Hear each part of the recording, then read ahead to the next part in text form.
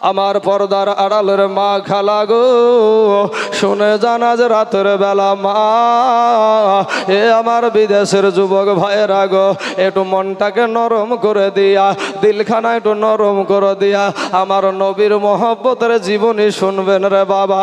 ও যুবক রে, কত রাত্রিতে ঘুমাইতে চলে যাও রে ভাই, কত উঠা উঠি তোমার চুলকানি হয়ে যায় রে ভাই, কিন্তু যুবক রে একবার কারেন্টের বাল্বের সুইচটা বন্ধ করে দিয়া ঘরের ভিতরে একটা বার বালিশে মাথাটা লাগিয়ে দিয়া চিন্তা করো রে যুবক, যেমনি ভাবে ঘরের ভিতর খানা অন্ধকার থাকবে ওই কবরটাও কিন্তু অমনি ভাবে অন্ধকার থাকবে। গায়ের জোর চলবে না, মাস্তানি চলবে না। ওরে ভাই শোনা, ফিরে এসো রে ভাই, একটা মিনিটের আযাব সহ্য করতে পারবা না রে যুবক, একটা সেকেন্ডের আযাব সহ্য করতে পারবা না রে ভাই।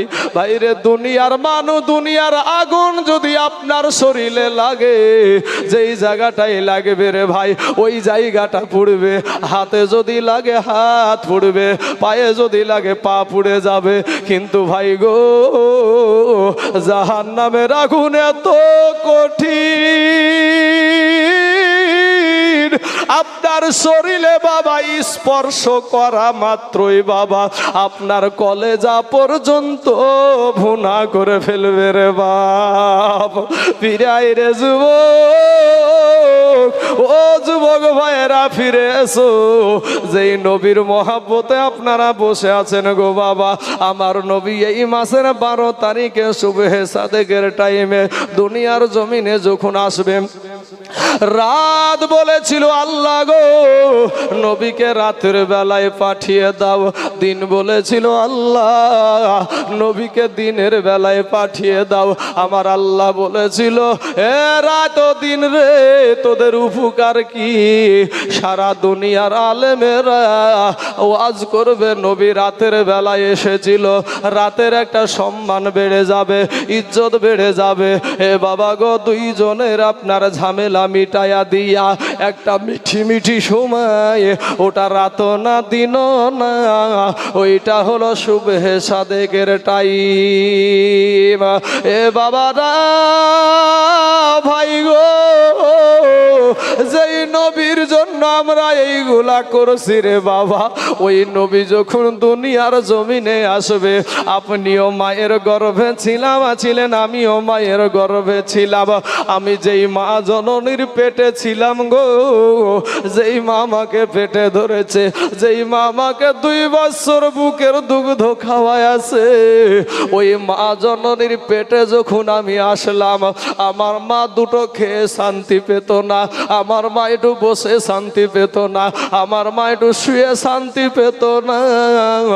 আমার মা আর আমেনা, আমার নবীজির মা জননীর কোনো অসুবিধা হতো না।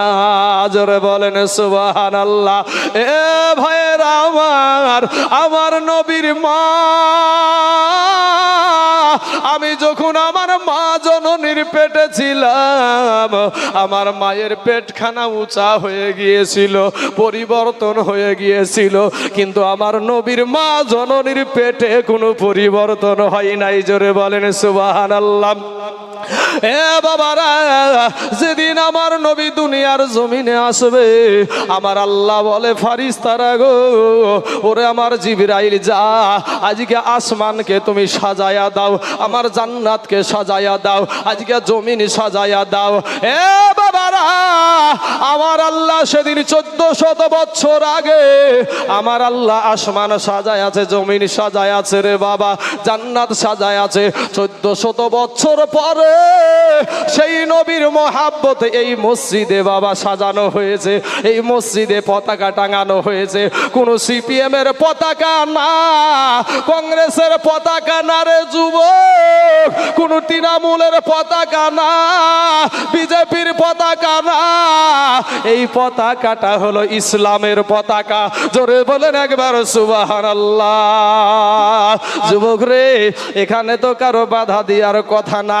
এ বাবা সোনামানিকের, এই পতাকাটা কিন্তু কোনো গান লেখা নাই রে ভাই। এই পতাকায় লেখা আছে আমার আল্লাহর কথা, আমার আল্লাহর একত্ববাদের সাক্ষী দেওয়া আছে এবং নবীর কথা লেখা আছে। কিন্তু কোনো বাবা কোনো গাদ্দারের নাম লেখা নাই রে বাবা। আমার ভাই গো, যেদিন আমার নবী দুনিয়ার জমিনে আসবে, আল্লাহ বলে আসমান সাজাও, জমিন সাজাও।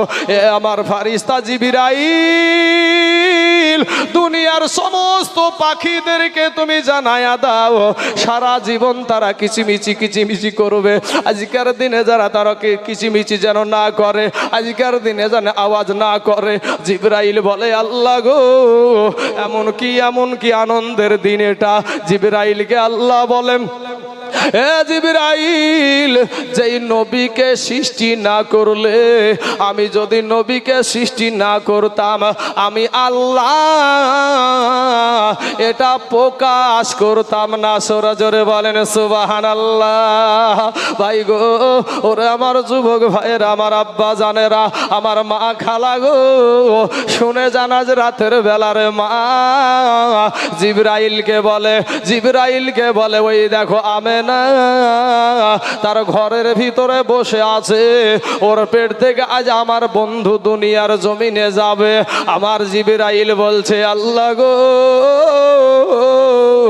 ওগো আল্লাহ, আমি যতটুকু জানি কোন নারীর যদি সন্তান হয় তাহলে একটা দাই মায়ের প্রয়োজন হয়, একটা মহিলার প্রয়োজন হয়। কিন্তু আল্লাহ গো, ওখানে তো আমেনা একাই বসে আছে।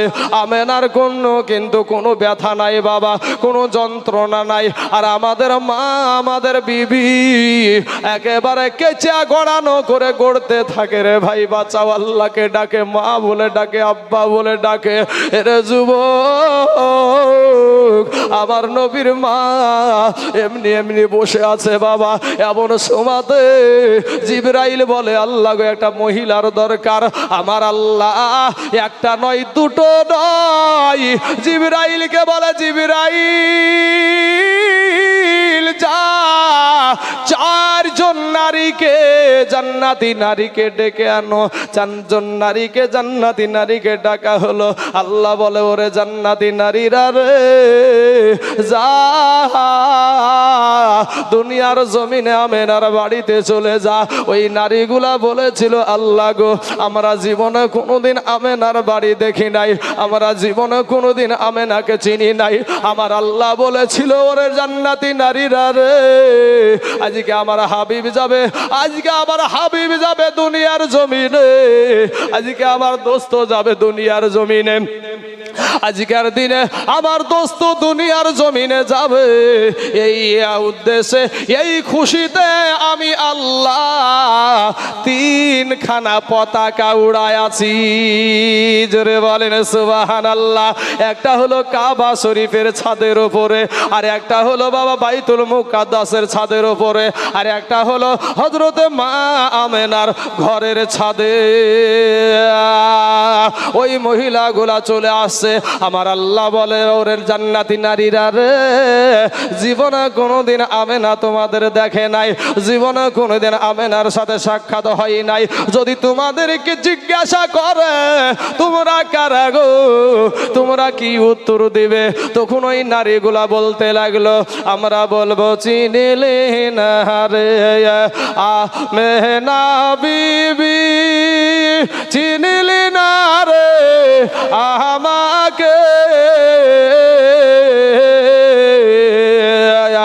আদম শফের বিবি আমি, আদম শফের বিবি আমি, হাওয়া নামটি জগতে চিনলে না রে আমেনা বিবি, চিনলে না রে আমাকে।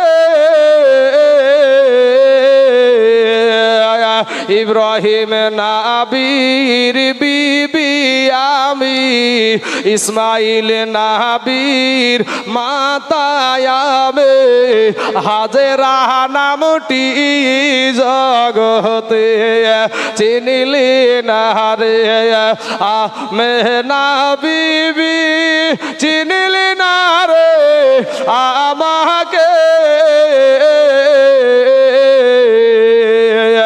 ঈসা নবীর মাতা আমি, ঈসা নবীর মাতা আমি, মারিয়ম নামটি জগতে।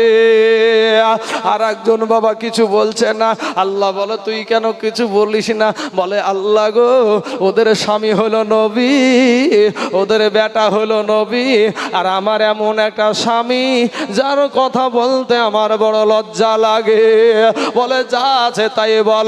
আমি বলবো চিনিলি না রে আমেনা বিবি, চিনিলি না রে আমাকে, খোদাই দাবি করা ফেরাউনের বিবি, খোদাই দাবি করা ফেরাউনের বিবি, আসিয়া নামটি জগতে। আল্লাহুম্মা ঠান্ডা ছাড়েন আমাকে, ওখানে থাক ঠান্ডা, ওখানে থাক, আপনি সাইডে বসেন।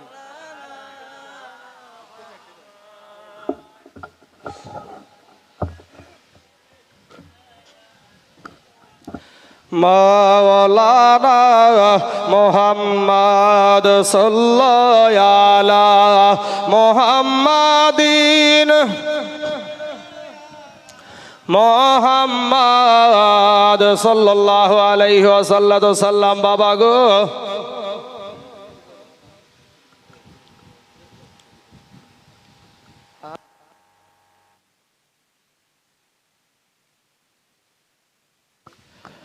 ইনশাল্লাহ হবে। বাবা যে আমার সোনা মানিকেরা, আমার ভাই জানেরা, শুনে যান ভাই গো, একটু আমার নবীজি যখন আসছে আপনার মায়ের জন্য, আমার মায়ের জন্য আমার আল্লাহ একটা ধূপকাঠিও পাঠায়নি রে ভাই। আর আমার মা আমেনা আমার নবীর জন্য 4 জন জান্নাতি নারীকে খাদেম বানায়া দিয়েছে। জোরে বলেন সুবহানাল্লাহ। এ বাবারা, ও যুবক ভাই জানেরা, আমার আব্বা জানেরা, পর্দার আড়ালের মা খালা গো, এমন সময়তে আমার নবী যখন দুনিয়ার জমিনে আসলো, এ যুবকেরা রে, আমার নবী সাথে সাথে সেজদায় পড়ে গেছে। বাবা সেজদায় যে মা হাজেরা কান লাগিয়ে দিয়ে শুনছে, নবী বলছে রব্বি হাবলি উম্মাতি, আমার উম্মাতের কি হবে? আজ সেই নবীর মোহাব্বত আমাদের অন্তরে নাই। আর 1400 বছর আগে আপনার জন্য আপনার নবী কেঁদেছে। এ বাবারা, শুধু তাই না রে বাবা, গলগলে একটা কাফের, এটা আবু জাহিলের আবু জাহিলের মতন একটা কাফের, যার নাম ছিল আবু লাহাব। এই আবু লাহাব নবী যখন দুনিয়াতে আসেছে বাবা, আর নবীর চেহারার রৌশনীতে, চেহারার আলোতে, চেহারার নূরে বাবা, একেবারে মুলকে শামের বড় বড় দালান পর্যন্ত আলোকিত হয়ে গিয়েছিল। জোরে বলেন সুবহানাল্লাহ। এ বাবারা, আপনার মা মিথ্যা বলতে পারে, আমার মা মিথ্যা বলতে পারে, কিন্তু আমার নবীর মা ভাই গো মিথ্যা বলবে না। আমার মা আমেনা বলেছিল কদ খরাজা মিন্নি নূর, আমার পেট থেকে একটা নূর বেরিয়ে গেল। এই সমস্ত ঘটনা বাবা আবু লাহাবের একটা বান্দি, একটা দাসী, ও দেখার পরে বাবা আর ঠিক থাকতে পারলো না। আরে নবী যখন দুনিয়ায় আসলো আল্লাহর ঘর কাবা হিলতে আরম্ভ করেছে বাবা।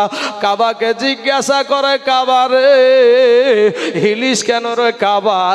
ওই কাবার জবান থেকে যেন আওয়াজ আসছে, ওগো আব্দুল মুতাল্লিব, আজকে সকাল বেলাতে সুবহে সাদেকের টাইমে এই কাবারও কাবা দুনিয়াতে এসেছে। জোরে বলেন সুবহানাল্লাহ।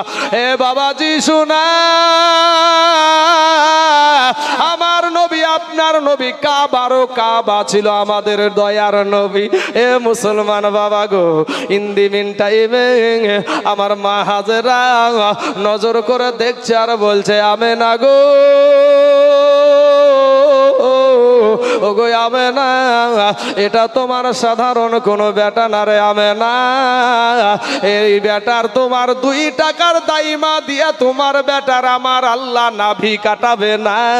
তোমার বেটাকে আমার আল্লাহ নাভি কাটা অবস্থায় দুনিয়াতে পাঠায়া দিয়েছে। জোরে বলেন সুবহানাল্লাহ। এ ভাই, আমাদের যদি মায়ের পেটে নাভি কাটা থাকে বাঁচবো?